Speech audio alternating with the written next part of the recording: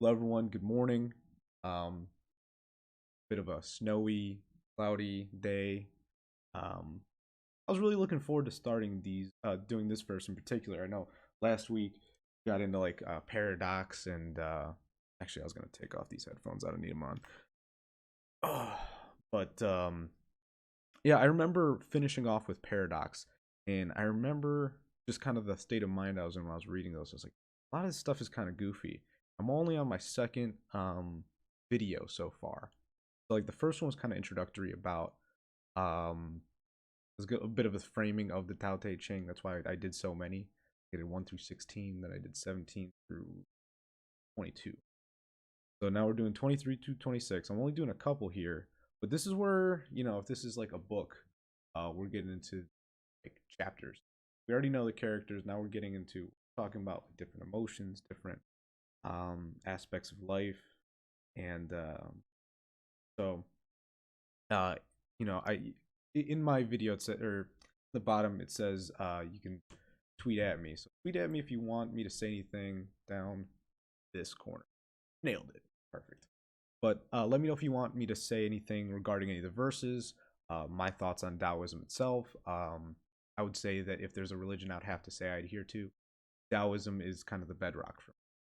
I learn from all, but like what I go back to on a tough day is always Taoism. I can always find wisdom in overcoming what I'm dealing with in this book more than any other. So, without any further ado, I'm going to get into verses 23 through 26 of the Tao Te Ching, starting with verse 23, 30. Speak few words, but say them with reverence and sincerity, and they will be long lasting. For a raging wind cannot blow all morning, nor a sudden rainstorm last throughout the day. Why is this so? Because it is the nature of the sky and the earth to be frugal. Even human beings cannot alter this nature without suffering the consequence. When we sincerely follow the ethical path, we become one with it. When we become one with the ethical path, it embraces us. When we completely lose our way, we become one with loss. And when we become one with loss, loss embraces us. When we sincerely follow the great integrity, we become one with it. When we are one with the great integrity, it embraces us. But when nothing is done sincerely, nothing and no one will embrace us. That's a great way to start. It's a good one. I mean, that could just be the end of the video. I could just do that one. But I have a good little pairing here. Verse 24. Avoiding voids. Standing on tiptoe will only make you tipsy. Walking with long strides will not allow a long walk. Shining the light on yourself will never enlighten you. Being self-righteous precludes you from being right. Boasting about yourself will never boost your eminence. Parading yourself parodies leadership. Tao consciousness avoids the cultivation of all these ego-bloated voids. Short, sweet, to the point. I'll work on those myself. Verse 25. Naming the nameless. What preceded life? The earth. What preceded the earth? The universe. And what preceded the universe? Soundless and shapeless origins of origins, ever transforming and having no beginning nor an end. This mother of the universe is boundless and nameless. But if we wanted to share with you anything about this remarkable, non-executing authority, we must invent a name for it. We will call it the Tao, because Tao means great. Incredibly great because it occupies infinite space, yet being fully present in the whole universe and in every infinitesimal particle. Because this great integrity created the universe, and the universe created the earth, and thus the earth created us, we are all incredibly great. Life derives from the nature of the earth derives from the nature of the universe derives from the nature of the great integrity, and the great integrity is omnipresent, omnipotent, form of the universal material and the spiritual substance, the ethereal interlinkage and the pattern of existence. This is the last verse. Verse 26, seductions. Inner strength is the master of all trivialities. Tranquility is the master of all agitated emotions. Those who succumb to trivialities have lost their inner strength. Those who succumb to agitated emotions have lost their tranquility. The wise cultivate both inner strength and tranquility. That is why they are not seduced by addictive temptations. So, next week I will be starting with verse 27. Wisdom is effortless mutuality. Mutuality. Man, I gotta say, reading the Tao Te Ching, now that I'm done, now that I can just provide some commentary. By the way, like, subscribe, but this is where I'm just gonna go live for a minute here.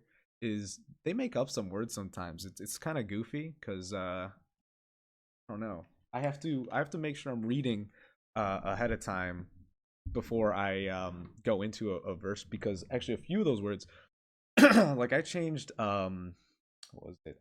Hollow versal to ethereal because I couldn't even find a definition in Merriam-Webster for hollow versal. I think this is for anyone who's curious, it's Ralph Allen Dale is the name of the translator of this particular Tao Te Ching. Apparently, from what I read online, most people agree it's one of the best ones. But every now and then, I feel like there's a word, and I'm sure because I could go into the commentaries of how he decided to translate things. But apparently, he took his time and made sure every like character he used the best word possible. But what's funny is probably like in ancient Korean, there probably isn't word to say. So I kind of adapted to the best way I can understand. Like, to me, holoversal just sound like a spiritual. And then like they use the word like coition, which is actually supposed to be a variation of coitus, or all the synonyms I found were of lovemaking, of intercourse, things like that. Like that just kind of you lose the philosophy of it. Like I'm sure it's a little smoother to say in ancient Korean, but I just changed it to pattern because sexuality, intercourse as a pattern of sorts, or at least the pattern of your seasonal symbology there. But it's interesting. It's funny. I'm not one to really mark up a book. Actually, I've always found that to be sacrilegious is hyperbolic for me to say, but that's kind of the state of mind I've been in as a kid. I would see people who wrote in books think that you could add something better to the book, but funny this being a translation of something so old. I mean, I think the language the Tao Te Ching was originally written in the same as modern Korean. So I think I can take my liberties and kind of the best way I can work. I kind of stay true to what was being said is um. Let me check Twitter real quick before I go off, but for YouTube's sake, I'm gonna do that clip. I'll clip off the rest of this, but this is part of the Twitter video. So um, yeah, that's my plan. Is my plan is to be doing these every Sunday. For me, this is going to church. This is where I take the time to get in the spiritual headspace. I mean, personally, off camera, off microphone, I say a few prayers myself. But if anyone would like to join me, I thought of doing this mainly because I used to go to church, being raised Catholic, but I don't know the idea of going to church anymore, specifically in like local churches that I've been to. It's like I don't know. I don't want to see like I'm a house body. First off, I can be amongst God whether I'm going with a bunch of people or not. Like I understand like the societal value. Like really, it's good to like if I had a family, I'd be going to church all the time, 100%. I want my kids to see other families and stuff like that. You know, it's good for whatever. Like I'm not even I'm single, but it'd be good for me and the better half or whatever the hell however you want to refer to her, to be seen amongst other people. But I'm a single guy and I like to just stay on my own and just say what's going on in my head spiritually. And I think that there's probably more people who do that, but we're all kind of shying away from it. It's funny either you're completely invested in going to church, or you're like an atheist or completely secular. That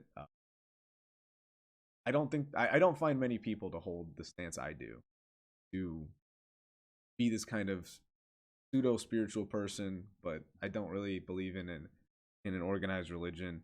I mean, there's got to be people out there think that they just don't put much time into it. That's the real difference.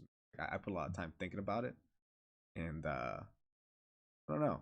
That's why I want to do these a Sunday I really actually Kanye West, his Sunday service is what got me thinking about it. Is just kind of keeping because he does music. Most of his is gospel. He has songs that praise. I'm used to the Catholic idea of reading the gospel. So to me, the way I kind of read the Tao Te Ching is I read it with the same reverence I would when I would hear the gospel at Catholic Mass. Um, but also, what I'm used to in my services is a bit of there's homily, so that's the priest taking the gospel and tossing in maybe some current events, local news, and kind of tying things into the times. That's the responsibility of a good pastor, a good um, Catholic priest, whatever, wherever you're at, but to tie things in. So I'm used to that. Sharing prayer, stuff like that. And I mean, if I can host something like that, cool. If not, I'm just gonna keep reading some Tao Te Ching. Point is, if anyone wants to come with prayer, anyone wants to come discussion, stories, whatever, this isn't my space. As long as you let me get through my verses, I'll talk about anything. So, um, yeah, I'll wrap that up. But have a great day, everyone. Stay up. Funny, I'm still riding the New Year vibe, and just some people, I mean, they're already down in the dump. At least try to keep that New Year, New Me vibe going. Like whether you think it's real or not, at least that energy. Um, yeah, there's bad shit happen, but good shit happen. Yeah, stay on the good stuff. Peace.